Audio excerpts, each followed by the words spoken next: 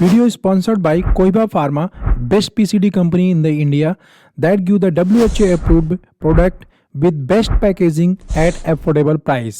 Hello friends, welcome to the new chapter of area manager interview series as well as you can say that the development of the area manager. तो इसमें हम आज challenges के बारे में बात करेंगे कि एज ए एबीएम जब आप काम कर रहे होंगे तो आपके पास क्या क्या चैलेंजेस आ सकते हैं, राइट। उसका सोल्यूशन भी मैं बताऊंगा कैसे आप उन चैलेंजेस को टैकल करेंगे। तो अगर आप एज ए एबीएम काम कर रहे हैं तो डेफिनेट सी बात है ये वीडियो आपको हेल्प करने वाला है।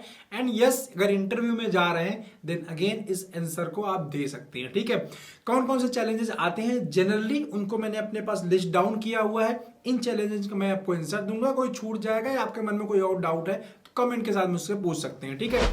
तो challenge number 1, MR attrition. MR की वैकेंसी कैसे फिलअप करें जल्दी से जल्दी एंड एमआर एट्रीशन रेट को कैसे रिड्यूस किया जाए। देखिए, मैं आपको अपना ही तरीका बताता हूं क्योंकि जब तक मैंने एज ए एबीएम काम किया है मैंने बहुत मिनिमम मेरा एरिया मैनेजर मतलब एट्रीशन रेट रहा है। Area manager as a ABM मेरा एट्रीशन रेट बहुत ही कम रहा है, राइट। दो चीजें मैंने लाइफ के अंदर हमने हमेशा ध्यान दिया जब एज ए एबीएम काम कर रहा था। One is the attrition rate, second is the expiry rate. दोनों को ही मैंने बहुत ही कंट्रोल करके रखा हुआ है, उसका कंट्रोल करके रखा था, राइट, जब मैं वर्किंग करता था तब।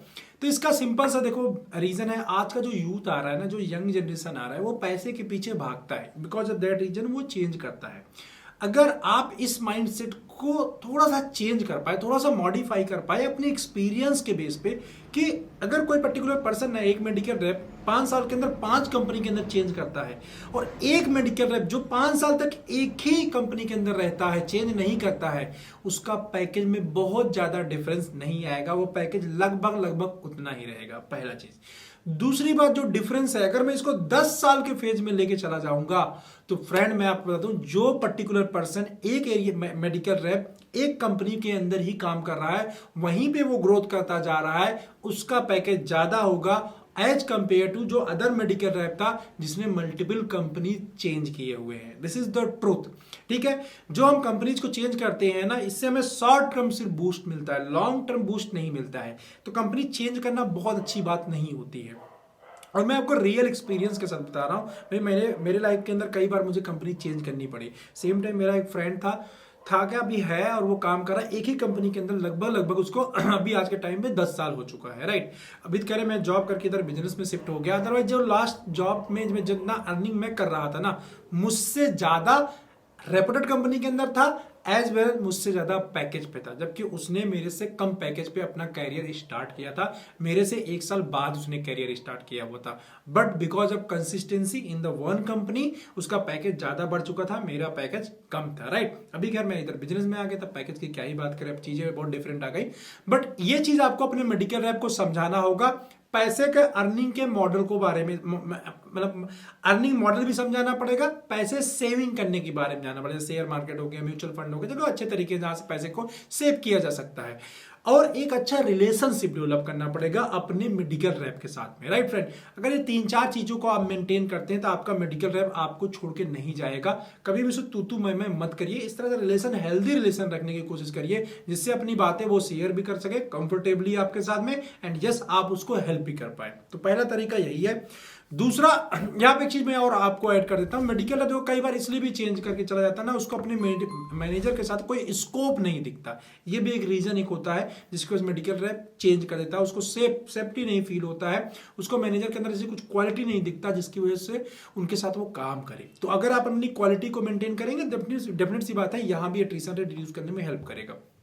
तो ये चैलेंज इस तरह से आप फेस करेंगे, तो इसको सोल्यूशन मैंने आपको बता दिया। वैकेंसी अगर हो गई तो उसको फिलअप कैसे करेंगे, वो है जब अपने मेडिकल रैप के साथ आप काम कर रहे हैं तो मेडिकल रैप में बहुत सारे दोस्त होते हैं, उनके साथ आप रिलेशन बना के रखो। जब आपका मेडिकल रैप छोड़ के चला जाएगा तो वो उसके जो दोस्त होंगे वो डेफिनेट सी बात है आपको हेल्प करेंगे, प्लस उसके दोस्त के जो मैनेजर होंगे उस टेरिटरी के अंदर वहां पे आपको हेल्प मिल जाएगी। इसके थ्रू आप बहुत आसानी के साथ वैकेंसी को फिलअप कर सकते हैं। एंड यस, जब आप मार्केट के अंदर काम कर रहे हो तो 2-4 लोगों से जान पहचान बना के रखिए, अच्छे लड़के को ऊपर निगाह डाल के रखिए कि अगर मेरा बंदा छोड़ चला जाएगा तो उसको हम ले लेंगे। इस टाइप की सेटिंग भी की जाती है। तो ऐसा करके आप करिए, और वहां का लोकल जो हेडक्वार्टर का जो ग्रुप बना हुआ उसके अंदर अगर आप शामिल हो जाएंगे तो और भी काम इजी हो जाएगा। दूसरा प्रॉब्लम जो आता है, मेडिकल रैप कई बार आपको टाइम पर रिस्पॉन्ड नहीं करता है। लाइक आपको कोई डेटा चाहिए, आपको कुछ मांगना है, आप कुछ कहना है, कुछ कैंपेन कराना है, कंपनी बार बार फोर्स कर रही है, बट आपको रिस्पॉन्ड ही नहीं कर रहा है। इसका सोल्यूशन क्या है? इसका सोल्यूशन एक ही है भाई। वो रिस्पॉन्ड क्यों नहीं कर रहा है? बिकॉज आपको वैल्यू नहीं दे रहा है वो। That is the only reason. आप उसको कुछ भी मानो, बदतमीज है, ऐसा है, वैसा है, वो रीजन ये है कि आपको इंटरटेन नहीं कर रहा है, बिकॉज आपको वैल्यू नहीं दे पा रहा। आपने उसके नजरों में अभी तक वैल्यू क्रिएट नहीं कर पाए हैं। अगर आप अपनी वैल्यू क्रिएट कर जाएंगे, वैल्यू कैसे क्रिएट होती है इसके पहले मैं चैप्टर के अंदर आपसे डिस्कस कर चुका हूं कि अपने मेडिकल रैप के सामने आप अपनी वैल्यू कैसे क्रिएट कर सकते हैं, राइट। तो उस चैप्टर को देख लीजिए, अगर नहीं देखा है एंड देखा है तो उसको प्रैक्टिस में लेके आइए, जिसके थ्रू आप क्या है, वैल्यू को डेवलप कर पाएंगे। वैल्यू आपके नॉलेज की वजह से, आपके एनालिटिकल पावर की वजह से, आपके कन्वर्जन की वजह से, आपकी पर्सनालिटी की वजह से, आप डॉक्टर को कैसे कन्विंस करते हैं, इन सब चीजों से डेवलप होती है, जिसके बारे में हमने डिटेल में बात किया हुआ, राइट। तो दूसरा प्रॉब्लम आपको यहां से सॉर्ट आउट हो जाएगा। अगर वो रिस्पॉन्ड नहीं करता है तो प्रॉपर रिस्पॉन्ड करेगा, सब कुछ फंसा तो अलग बात है, अदरवाइज आपको प्रॉपर रिस्पॉन्ड करेगा। तीसरा जो प्रॉब्लम आती है आज के मेडिकल रैप में, हालांकि जमाना काफी एडवांस हो गया, उसके बाद भी मैंने एक कॉमन प्रॉब्लम देखा है, वो है टेक्निकल स्किल का ना होना। कई बार हम बीए कैंडिडेट ले लेते हैं जिसको प्रॉपर तरीके से रिपोर्टिंग नहीं आती, प्रॉपर तरीके से एक्सेल चलाना नहीं आता, जिसकी वजह से हमें काफी ज्यादा प्रॉब्लम फेस करनी पड़ती है। इसका तरीका क्या है, इसको कैसे सॉर्ट आउट करेंगे फ्रेंड? एक तो मैंने आपको बताया कि अगर आप एक एरिया मैनेजर बनना चाहते हैं या बन गए हैं तो आपको कॉमन कुछ चीजें आनी चाहिए, जो कि मैंने पहले चैप्टर के अंदर बताया हुआ है, तो यह आपको आना चाहिए।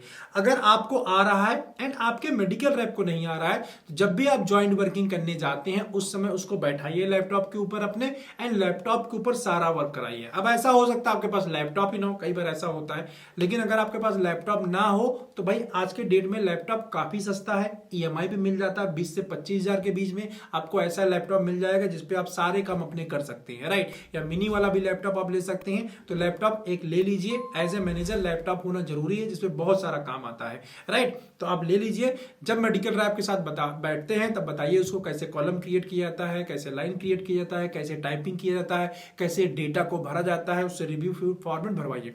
और जब तक वो ट्रेंड नहीं होता है तब तक उसके फॉर्मेट की रिस्पॉन्सिबिलिटी अपने पास रखिए, एंड उसका जो डेटा है मीटिंग में जब भी जाना है तो उसका डेटा फिलअप करके आप भर दीजिए, पर डेटा उससे लीजिए, ठीक है। एक बार दो बार ऐसा करवाइए, और उसके बाद भी अगर वो सीखता नहीं है, 4-5-6 महीने हो चुका है, नहीं सीखता है, जब भी मीटिंग का टाइम आए ज्वाइंट वर्किंग उसे के साथ रख लीजिए, और उसको होटल में 3 घंटे 4 घंटे बैठाइए, उसको रात में 12 बजे तक बैठाइए, एंड यस आप सारे काम करवाइए। क्योंकि जब तक आप फोर्स नहीं करेंगे, जब तक उसको सिखाएंगे नहीं, तब तक भैया वो कंफर्ट जोन में ही रहेगा। सिखाने की रिस्पॉन्सिबिलिटी आपकी है। अगर प्यार से सीखे बहुत अच्छी बात है, नहीं सीखे तो ज्वाइंट वर्किंग बैठा के सिखाइए, अपने आप ही सीख जाएगा, ठीक है।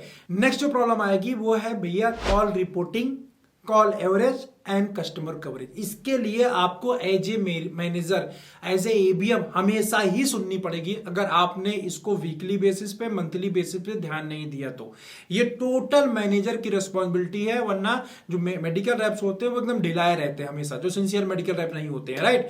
तो उनका कॉल एवरेज कंपनी की डिमांड है 12 की, तो वो हमेशा 8 पे लेके आकर छोड़ेंगे, 9 पे लेके आएंगे, 10। इसके चक्कर में आपकी बहुत बुरी तरीके से वाट लगने वाली है अगर आप मैनेजर मीटिंग में जाएंगे, तो ध्यान रखिएगा। इसलिए जो मेडिकल रैप कॉल एवरेज है वो आपके ऐप के ऊपर, अगर ऐप बेस्ड रिपोर्टिंग है तो उसके अंदर, एंड वेब बेस्ड रिपोर्टिंग है तो वहां प्रॉपर्ली दिखता रहता है। एवरी वीक अपने मेडिकल रैप को आप मेल एंड व्हाट्सएप जरूर ड्रॉप करिए, उससे उसके विजिट से रिलेटेड, उसके कोर डॉक्टर कवरेज से रिलेटेड, अगर कोई कैंपेन चल रहा है तो उसकी कवरेज की क्या स्टेटस है, केमिस्ट का कॉल एवरेज कितना है, डॉक्टर का कॉल एवरेज कितना है, कोई इंपॉर्टेंट है डॉक्टर मिसिंग तो नहीं है, इसके ऊपर प्रॉपर मेल लिखते रहिए, उसको प्रॉपर गाइड करते रहिए। और जब मेल वगैरह सब लिख रहे हैं तो सीसी में अपर मैनेजमेंट को जरूर करिए, नहीं तो आपकी वाट लगने वाली है, आपकी जॉब पहले जाएगी, उसकी जॉब बाद में जाएगी, क्योंकि आपकी रिस्पॉन्सिबिलिटी है उसको देखना, जो कि आप नहीं कर रहे हैं। आपने उनको बिल्कुल खुला छोड़ रखा है, उसको बिंदास होकर मेडिकल रैप टहल रहा है, वो डॉक्टर कवरेज ही नहीं करेगा, धंधा कहां से आएगा? सिंपल सी बात है भाई, कंपनी बोल रही 12 डॉक्टर कवर करो, अब वो 12 डॉक्टर कवर ना करने के दुनिया भर के बहाने दिखा रहा है। आज के टाइम पे इतने नंबर ऑफ डॉक्टर्स हैं फ्रेंड, इतना ढेर सारा डॉक्टर होता है ना, अगर कोई भी मेडिकल रैप प्रॉपर प्लानिंग के साथ जाता है तो 12 डॉक्टर कॉल करना बहुत बड़ी बात नहीं है एक जनरल डिवीजन के अंदर, राइट। कुछ छोटे डॉक्टर प्लान कर लो और कुछ बड़े डॉक्टर प्लान कर लो। एंड जब आप ज्वाइंट वर्किंग में जाते हैं तो उसकी प्लानिंग थोड़ा सा चेक करिए कि क्या वो सिर्फ बड़े बड़े डॉक्टर को प्लान कर रहा है या आपको पूरा घुमा रहा है सिटी में, या पर्टिकुलर एक स्पेसिफिक जगह पे काम कर रहा है। हमेशा ही पैच वाइज वर्किंग करिए। 12 कॉल होंगे, शाम को 6 बजे तक 12 कॉल नहीं हुआ, थोड़ा लेट उसके साथ काम करिए, बट 12 कॉल करने की आदत डलवाइए उससे, नहीं तो ये बहुत ज्यादा प्रॉब्लम क्रिएट करेगा बिजनेस के पॉइंट ऑफ व्यू से एज वेल एज आपका सेल्स के पॉइंट ऑफ व्यू से, क्योंकि सेल भी नहीं है, कवरेज नहीं है, कॉलरेज नहीं है, कहां सेल आएगी, सेल आने वाली नहीं है, ठीक है। इसके अलावा क्या आता है, जब आप ज्वाइंट वर्किंग डालोगे तो मेडिकल रैप छुट्टी ले लेगा या छुट्टी बहुत ज्यादा लेता है, तो उसका रियल रीजन जानने की कोशिश करिए। अगर किसी मैनेजर के जाने के समय जिसमें वर्किंग होती तब मेडिकल रैप छुट्टी ले रहा है तो ये मान के चल लीजिए कि अब मेडिकल रैप के विदाई का टाइम हो गया है, वो कहीं और ज्वाइन कर लिया है या ज्वाइन करने वाला है। मेडिकल रैप अगर किसी बहाने से छुट्टी ज्यादा लेना शुरू कर दिया है तो समझ लीजिए कि वो इंटरव्यू देने यहां वहां जाना शुरू कर दिया है। ये सिग्नल होता है कि वो अब आप उसको रोक नहीं पाएंगे, वो जाने वाला है, आप अपनी दूसरी व्यवस्था करना शुरू कर दीजिए। क्योंकि मेडिकल रैप को जब छुट्टी लेना होगा, उसके घर में कोई एक्सपायर कर जाएगा, उसके परिवार वालों की तबीयत खराब हो जाएगी, उसके फैमिली में कुछ ना कुछ हो जाएगा, यही सब कोई थोड़ी बताएगा हम जा रहे हैं वहां इंटरव्यू देने, कुछ ना कुछ बहाना मार के वो छुट्टी लेना शुरू कर देगा।